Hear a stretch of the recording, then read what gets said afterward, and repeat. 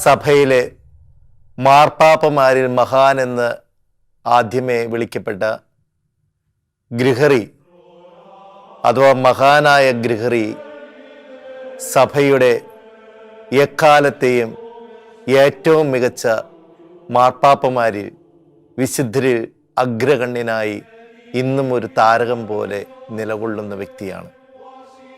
സാധാരണയായി ആളുകൾ വന്ന് ചോദിക്കുന്നൊരു ചോദ്യമുണ്ട്, അച്ഛ ഒരു ഗ്രിഗോറിയൻ കുർബാന ചെല്ലാമോ എന്നുള്ള ചോദ്യവുമായി വിവിധ സ്ഥലങ്ങളിൽ നിന്ന് ആളുകൾ വരാറുണ്ട്. ഗ്രിഗോറിയൻ കുർബാനയ്ക്ക് ഒരു ചരിത്രമുണ്ട്. ഗ്രിഗറി എന്ന സന്യാസി ഒരു ആശ്രമത്തിൽ ആശ്രമശ്രേഷ്ഠനായി തൻ്റെ ജീവിതം നയിക്കവേ അദ്ദേഹം തൻ്റെ സന്യാസിമാരിൽ ഒരാൾ 3 സ്വർണ്ണ കട്ടികൾ സൂക്ഷിക്കുന്നതായി അറിവ് ലഭിച്ചു. സന്യാസിമാർ സ്വതുവെ അനുസരണം, ദാരിദ്ര്യം, ബ്രഹ്മചര്യം എന്ന വ്രതത്രയങ്ങളിൽ ജീവിക്കുന്നവരാണ്. അതിനാൽ തന്നെ ഈ സന്യാസി സ്വർണം സൂക്ഷിച്ചു എന്നുള്ളത് ഗൗരവതരമായ കുറ്റമായി കാണപ്പെട്ടു. അതിനാൽ അദ്ദേഹത്തെ ഗ്രിഗറി എന്ന ആശ്രമശ്രേഷ്ഠൻ ഉപദേശിച്ചു. അദ്ദേഹത്തെ ഈ തെറ്റിൻ്റെ ഫലമായി, ആ തെറ്റിൻ്റെ പ്രായശ്ചിത്തം എന്നോണം അദ്ദേഹത്തെ മറ്റുള്ളവരിൽ നിന്ന് വേർതിരിച്ചു. ആർക്കും അദ്ദേഹത്തോട് സംസാരിക്കാൻ അനുവാദമുണ്ടായിരുന്നില്ല. സമൂഹത്തിൽ അദ്ദേഹം ഒറ്റപ്പെട്ടു. ഗ്രിഗറിയുടെ ചിന്താരീതി അനുസരിച്ച് തെറ്റ് ചെയ്ത വ്യക്തികൾക്ക് ഇഹലോകത്തിൽ തന്നെ ശിക്ഷയുടെ ഒരു ഭാഗം ലഭിക്കുമെന്ന് ഗ്രിഗറി വിശ്വസിക്കുകയും പഠിപ്പിക്കുകയും ചെയ്തിരുന്നു. അങ്ങനെ അദ്ദേഹം ഈ ഏകാന്തതയിൽ തന്നെ ജീവിച്ച് മരിച്ചുപോയി. അദ്ദേഹത്തിൻ്റെ ആത്മാവ് സ്വർഗത്തിൽ എത്തിച്ചേരുക പ്രയാസകരമാണ് എന്ന് ഗ്രിഗറിക്ക് മനസ്സിലായി. വ്രതങ്ങൾ തെറ്റിച്ച് ജീവിച്ച സന്യാസിക്ക് ദൈവത്തിൻ്റെ ശിക്ഷയുണ്ടാകും. അതിനാൽ ഗ്രിഗറി തൻ്റെ കൂടെയുള്ള സന്യാസിമാരോട് ഒരു മാസം പൂർണ്ണമായും, അതായത് 30 ദിവസം പൂർണ്ണമായും ഈ സഹോദരന് വേണ്ടി ദിവ്യബലി അർപ്പിച്ച് പ്രാർത്ഥിക്കുവാൻ ആവശ്യപ്പെട്ടു. അപ്രകാരം സഹസന്യാസിമാരും ഗ്രിഗറി എന്ന ആശ്രമത്തിൻ്റെ ചാപ്ലിനും എല്ലാ ദിവസവും അദ്ദേഹത്തിന് വേണ്ടി വിശുദ്ധ ബലിയർപ്പിച്ചു. 30 ദിവസം കഴിഞ്ഞപ്പോൾ അദ്ദേഹത്തിൻ്റെ ആത്മാവ് മറ്റൊരു സഹോദരന് പ്രത്യക്ഷപ്പെട്ടുകൊണ്ട്, നിങ്ങളുടെ നിരന്തരമായ ദിവ്യബലികളിൽ ദൈവം കനിഞ്ഞ് എൻ്റെ പാപങ്ങൾ ക്ഷമിച്ചുവെന്നും എൻ്റെ ആത്മാവ് സ്വർഗത്തിലേക്ക് അവിടെ നിന്ന് ആനയിച്ചുവെന്നും വെളിപ്പെടുത്തി. ഈ സംഭവമാണ് പിന്നീട് ഗ്രിഗോറിയൻ കുർബാനയായി. ഈ ഗ്രിഗറിയാണ് ചരിത്രത്തിൽ വലിയ വെളിച്ചം വീശിയ, കത്തോലിക്ക സഭയിൽ വലിയ മാറ്റങ്ങൾക്ക് തുടക്കം കുറിച്ച മഹാനായ ഗ്രിഗറി എന്ന മാർപ്പാപ്പ. അദ്ദേഹത്തിൻ്റെ ഔദ്യോഗിക ജീവിതം തുടങ്ങുന്നതിന് മുൻപുള്ള സംഭവമായിട്ട് ഈ ഗ്രിഗോറിയൻ കുർബാന ബന്ധപ്പെട്ട് കിടക്കുന്നു. അദ്ദേഹത്തെക്കുറിച്ച് പറയുന്നത് മഹാനായിട്ടുള്ള, വളരെയേറെ ആളുകളെ എപ്പോഴും സഹായിക്കുന്ന ഒരു വ്യക്തിയായിട്ട് അദ്ദേഹത്തെ പറയുന്നു.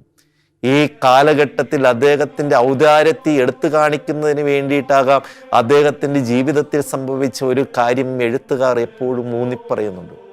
അത് ഇപ്രകാരമാണ്. ഒരു ദിവസം അദ്ദേഹം തൻ്റെ മുറിയിൽ എഴുത്തിലും വായനയിലും മുഴുകിയിരിക്കെ ആരോ അദ്ദേഹത്തിനെ കാണാൻ കതകിൽ മുട്ടി. അദ്ദേഹം എഴുത്തിൽ നിന്ന് കൈയെടുക്കാതെ തന്നെ അദ്ദേഹം ആ മനുഷ്യനോട് അകത്തേക്ക് വരാൻ കൽപ്പിച്ചു. അങ്ങനെ അകത്തേക്ക് വന്ന അദ്ദേഹം മുഖമുയർത്തി നോക്കിക്കഴിഞ്ഞപ്പോൾ ഒരു നാവികനാണ്.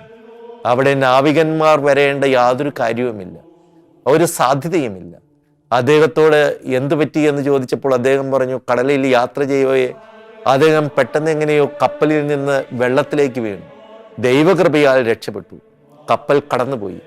അതുകൊണ്ട് തനിക്ക് ആ കപ്പലെത്തിച്ചേരുന്ന സ്ഥലത്തേക്ക് ഇനി എത്തിച്ചേരണമെങ്കിൽ തൻ്റെ കയ്യിൽ ഒന്നുമില്ല, പണം ആവശ്യമാണ് എന്ന് അദ്ദേഹത്തെ അറിയിച്ചു. അങ്ങനെ അദ്ദേഹം അയാൾക്ക് ആവശ്യമായ, ഈ ആശ്രമം പരമദാരിദ്ര്യത്തിലാണെങ്കിൽ തൻ്റെ കയ്യിലുണ്ടായിരുന്ന പണം അദ്ദേഹത്തിന് നൽകി. കുറെ കഴിഞ്ഞപ്പോൾ വാതിക്കൽ വീണ്ടും മുട്ടുകേട്ടു. അദ്ദേഹം വീണ്ടും അകത്തേക്ക് വരാൻ കൽപ്പിച്ചു. വന്നത് വീണ്ടും ഈ നാവികനായിരുന്നു. നാവികൻ അദ്ദേഹത്തോട് പറഞ്ഞു, പിതാവേ, എനിക്ക് എൻ്റെ അങ്ങ് തന്ന പണമെല്ലാം നഷ്ടപ്പെട്ടു പോയി. അങ്ങ് വലിയ ഔദാര്യശീലമുള്ളവനാണെന്ന് ഞാൻ കേട്ടിട്ടുണ്ട്. അതുകൊണ്ട് എനിക്ക് വീണ്ടും എന്തെങ്കിലും തരണം. അദ്ദേഹം ആശ്രമത്തിലെ മറ്റൊരു വൈദികനെ വിളിച്ച് ആശ്രമത്തിലുണ്ടായിരുന്നതെല്ലാം അദ്ദേഹത്തിന് കൊടുക്കാൻ ഏർപ്പാട് ചെയ്തു. വീണ്ടും 3-ാം പ്രാവശ്യവും ഇത് തന്നെ സംഭവിച്ചു. അങ്ങനെ രാത്രിയായി കഴിഞ്ഞ് അത്താഴം കഴിഞ്ഞ് അദ്ദേഹം വീണ്ടും എഴുത്തും വായനയും തുടർന്നുകൊണ്ടിരിക്കുമ്പോൾ വാതിൽക്കൽ ഒരു മുട്ട് കേട്ടു. ഈ നാവികനായിരിക്കും എന്നാണ് ആ പിതാവ് വിചാരിച്ചത്. അകത്തേക്ക് വരാൻ കൽപ്പിച്ചപ്പോൾ അവിടുന്ന് വന്നതൊരു മാലാഖയാണ്. അപ്പോൾ ഈ മാലാഖ പറഞ്ഞു, രാവിലെ 3 പ്രാവശ്യവും വന്ന നാവികൻ ഞാനാണ്. അങ്ങയുടെ ക്ഷമാശീലത്തെയും അങ്ങയുടെ ഔദാര്യത്തെയും ഒന്ന് അളക്കുന്നതിന് വേണ്ടിയായിരുന്നു ഇത് എന്ന് അദ്ദേഹത്തിൻ്റെ ജീവിതത്തിൽ, ചരിത്രത്തിൽ രേഖപ്പെടുത്തിയിരിക്കുന്ന ഒരു സംഭവമുണ്ട്. പ്രാർത്ഥനയ്ക്കും പഠനത്തിനും വളരെയേറെ പ്രാധാന്യം കൊടുത്ത അദ്ദേഹത്തിൻ്റെ ആശ്രമ കാലഘട്ടത്തിന് തിരശീല വീണു. കാരണം റോമിൻ്റെ പെലോജിയസ് മാർപ്പാപ്പ മരിച്ചുപോയി. റോമിന് ഒരു പുതിയ ഭരണാധികാരിയെ ആവശ്യമുണ്ട്. എല്ലാ കണ്ണുകളും ഗ്രിഗറിയിലേക്ക് നീണ്ടു. എന്നാൽ ഗ്രിഗറിക്ക് അത് താല്പര്യമായിരുന്നില്ല. ചില ചരിത്രം വെളിപ്പെടുത്തുന്നതനുസരിച്ച് ഗ്രിഗറി അത് ഏറ്റെടുക്കുന്നതിന് വിമുഖനായി 3 ദിവസം വനാന്തരങ്ങളിൽ പോയി താമസിച്ചു എന്നാണ്. എന്തായാലും ആ കാലഘട്ടത്തിൻ്റെ സാഹചര്യങ്ങളനുസരിച്ച് ചക്രവർത്തിയാണ് തീരുമാനമെടുത്തത്. ചക്രവർത്തിയുടെ തീരുമാനമനുസരിച്ച് ഗ്രിഗറി വരണമെന്ന് അഭ്യർത്ഥിക്കുകയും അങ്ങനെ 3 ദിവസങ്ങൾക്ക് ശേഷം ഗ്രിഗറി റോമിൻ്റെ ആധിപത്യത്തിലേക്ക്, അല്ലെങ്കിൽ റോമിൻ്റെ ഭരണാധികാരിയായി, മാർപ്പാപ്പയായിട്ട് അദ്ദേഹം ചുമതലയേറ്റു. ആ കാലഘട്ടത്തിൽ അദ്ദേഹത്തിൻ്റെ ഭരണമികവിനെ കുറിച്ച് ധാരാളം നമുക്ക് ചരിത്ര പുസ്തകങ്ങളിൽ നിന്ന് വായിച്ചറിയുവാൻ സാധിക്കും. ആ കാലഘട്ടത്തിലുള്ള രാജാക്കന്മാരെക്കാൾ മികച്ച ഒരു ഭരണാധികാരിയായി കുറഞ്ഞ സമയം കൊണ്ട് തന്നെ അദ്ദേഹം കടന്നു വന്നു. റോമിന് ഉണ്ടായിരുന്ന ലക്ഷക്കണക്കിന് ഏക്കർ സ്ഥലങ്ങളെല്ലാം അത് മറ്റുള്ളവരെല്ലാം പിടിച്ചടക്കിയിരിക്കുന്ന ഒരു കാലഘട്ടമായിരുന്നു. റോമിൻ്റെ ഭരണാധികാരികളിൽ, അല്ലെങ്കിൽ സഹായിച്ചു കൊണ്ടിരുന്ന പലരും കള്ളന്മാരായി മാറിയിരുന്ന ഒരു കാലഘട്ടം. അതിനൊരു ശുദ്ധീകരണം ആവശ്യമാണ് എന്ന് മാർപ്പാപ്പ മനസ്സിലാക്കി.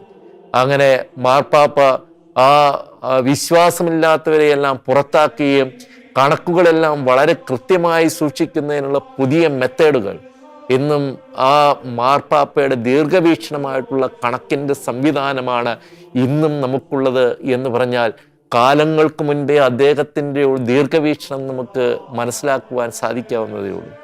അങ്ങനെയെല്ലാം വളരെ കൃത്യമായിട്ട് അന്ന് റോമിനുണ്ടായിരുന്ന ഏക്കർ കണക്കിനുള്ള തോട്ടങ്ങൾ അതൊന്നും നഷ്ടപ്പെടുത്തിയില്ല എന്ന് മാത്രമല്ല, അദ്ദേഹം അതിലേക്ക് കൂട്ടിച്ചേർക്കുകയും അതിന് കൂട്ടിച്ചേർക്കാനായിട്ട് അദ്ദേഹം പരിശ്രമിക്കുകയും ചെയ്തു. ഇതിൽ നിന്ന് ലഭിച്ച വരുമാനങ്ങളൊന്നും റോമിൻ്റെ സമ്പത്തായിട്ട് അദ്ദേഹം കരുതിയില്ല. അത് എങ്ങനെ കിട്ടിയോ അപ്രകാരം തന്നെ എത്രയും വേഗം തീർക്കുന്നതിനാണ് അദ്ദേഹം ശ്രമിച്ചുകൊണ്ടിരുന്നത്. മാർപ്പാപ്പ തന്നെ വളരെയേറെ വിഷമങ്ങൾ അനുഭവിക്കുന്നവരുടെ വീടുകളിൽ മാർപ്പാപ്പ തന്നെ നേരിട്ട് ചെന്നിരുന്നു എന്ന് ചരിത്രം രേഖപ്പെടുത്തുന്നു. റോമിൽ ഒരു വ്യക്തി മരിച്ചു കഴിഞ്ഞപ്പോൾ വത്തിക്കാൻ കൊട്ടാരത്തിന് അടുത്ത് തന്നെയായി ഒരു വ്യക്തി മരിച്ചപ്പോൾ അന്ന് മാർപ്പാപ്പ വിശന്ന് മരിച്ചപ്പോൾ മാർപ്പാപ്പ പ്രഖ്യാപിച്ചു എത്രേ, ഈ മരണത്തിൻ്റെ ഉത്തരവാദി ഞാനാണ്, കാരണം ഞാൻ അറിയാതെ പോയി എന്ന് പറഞ്ഞ് കുറേ നാളുകൾ ഭക്ഷണം ഉപേക്ഷിച്ച് പ്രാശ്ചിത്തം ചെയ്ത ഒരു വലിയ വിശുദ്ധൻ്റെ ചരിത്രമാണ് മാർപ്പാപ്പയുടെ ചരിത്രം. ആ കാലഘട്ടത്തിൽ ആരാധനയ്ക്ക് വളരെ സമൂലമായിട്ടുള്ള മാറ്റങ്ങൾ വരുത്തുന്നതിന് വേണ്ടി മാർപ്പാപ്പയ്ക്ക് സാധിച്ചു. അതിനുവേണ്ടി മാർപ്പാപ്പ ഉണ്ടാക്കിയ ഒരു കലണ്ടറാണ് ഗ്രിഗോറിയൻ കലണ്ടർ എന്ന് അറിയപ്പെടുന്നത്. കാലങ്ങളോളം ഇന്നും നമ്മൾ ഉപയോഗിക്കുന്ന കലണ്ടറിന് ഒരു ചെറിയ വ്യത്യാസമേ ഗ്രിഗോറിയൻ കലണ്ടറിൽ നിന്നൊരു ചെറിയ വ്യത്യാസം വരുത്തിക്കൊണ്ടാണ് ഇന്നും നമ്മൾ ഉപയോഗിക്കുന്ന കലണ്ടർ എന്ന് നമ്മൾ ചരിത്രത്തിൻ്റെ പാഠങ്ങളിൽ നിന്ന് മനസ്സിലാക്കുമ്പോൾ ഈ ദീർഘവീക്ഷണം, അല്ലെങ്കിൽ അദ്ദേഹത്തിലുണ്ടായിരുന്ന ആ ഒരു അറിവും അദ്ദേഹത്തിൻ്റെ ലാളിത്യവുമെല്ലാം തൊട്ടറിയാൻ നമുക്ക് ഈ ചരിത്ര പുസ്തകങ്ങൾ നമ്മെ സഹായിക്കുന്ന ഒന്നാണ്. ഇംഗ്ലണ്ടിനെ നിരന്തരമായിട്ട് അപ്പസ്തോല പ്രവർത്തനങ്ങൾ നടത്താനായിട്ട് ആഗ്രഹിച്ചിരുന്ന അദ്ദേഹം ഇംഗ്ലണ്ടിലേക്ക് പിന്നീട് വിശുദ്ധനായ അഗസ്റ്റിനോസിനെ വിട്ട് ഇംഗ്ലണ്ടിൽ പ്രസംഗിപ്പിക്കുകയും അങ്ങനെ ഇംഗ്ലണ്ടിനെ മതവിശ്വാസത്തിലേക്ക് കൊണ്ടുവരുന്നതിന് നിരന്തരമായിട്ട് പരിശ്രമിക്കുകയും ചെയ്തു. അങ്ങനെ അവർക്ക് കൂടി സ്വീകാര്യമായിട്ടുള്ള ഒരു രീതിയിൽ ലിറ്റർജിയിലെ എല്ലാ പുസ്തകങ്ങളും ലിറ്റർജി വളരെയേറെ മാറ്റങ്ങൾ വരുത്തി.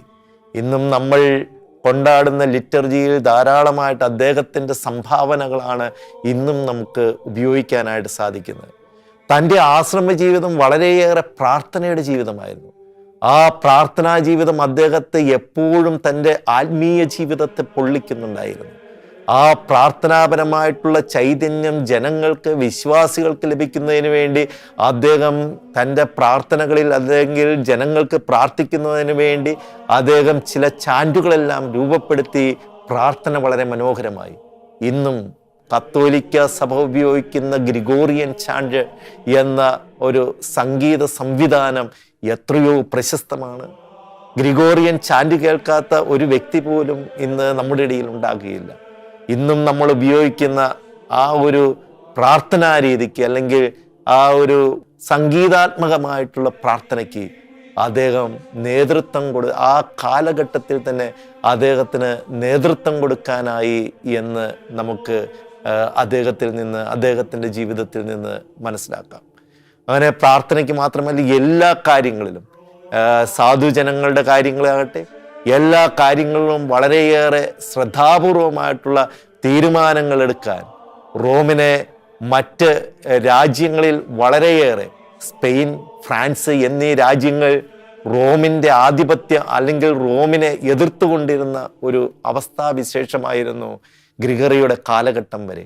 അതിൽ നിന്ന് മാറ്റം വരുത്തി ആ റോമിലേക്ക് അല്ലെങ്കിൽ അവരെയെല്ലാം ഈ പരിശുദ്ധ സിംഹാസനത്തിൻ്റെ ആധിപത്യം അംഗീകരിപ്പിക്കാൻ കഴിയുന്ന രീതിയിൽ അദ്ദേഹത്തിൻ്റെ പ്രവർത്തനങ്ങൾ വളരെയേറെ നിസ്തുലമാക്കി മാറ്റാൻ അദ്ദേഹത്തിന് സാധിച്ചു.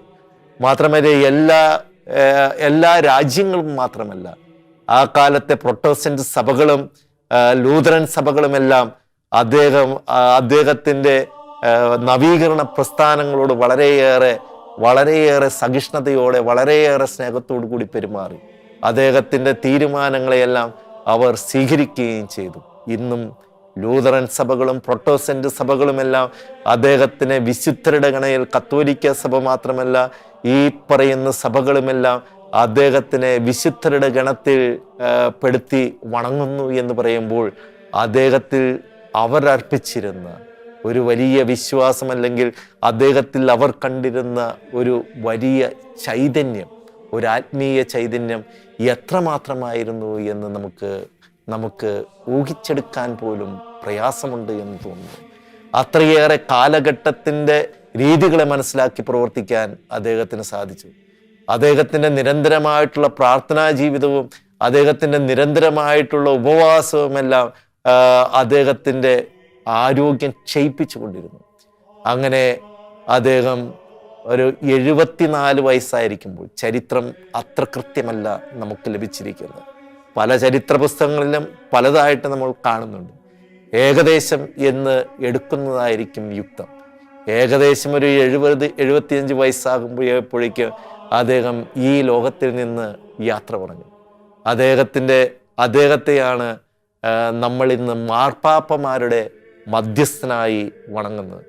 പേപ്പസിക്ക് ഒരു പുതിയ തലം കൊണ്ടുവരാൻ സാധിച്ചത് അദ്ദേഹത്തിനാണ്. അദ്ദേഹത്തെ ചിത്രീകരിക്കുമ്പോൾ അദ്ദേഹത്തിൻ്റെ തലയ്ക്ക് മുകളിൽ ഒരു പ്രാവിനെ വെച്ചിട്ടുള്ള ചിത്രീകരണമാണ് ഓർത്തഡോക്സ് സഭകൾ നൽകുന്നത്. വളരെയേറെ ധനാഢ്യനായിരുന്നിട്ടും അതിലൊന്നും ആകർഷിക്കപ്പെടാതെ തൻ്റെ ജീവിതം മുഴുവൻ ദൈവത്തിന് വേണ്ടി, ദൈവജനത്തിന് വേണ്ടി മാറ്റിവെക്കാൻ വളരെയേറെ ഉത്സാഹിച്ച, അല്ലെങ്കിൽ അതിനുവേണ്ടി ജീവിതം മാറ്റിവെച്ച ഒരു വിശുദ്ധൻ്റെ ജീവിതം നമുക്കൊരു പ്രചോദനമാണ്. ലാളിത്യത്തിലാണ് ദൈവം കടന്നു വരുന്നെന്നുള്ള പ്രചോദനം.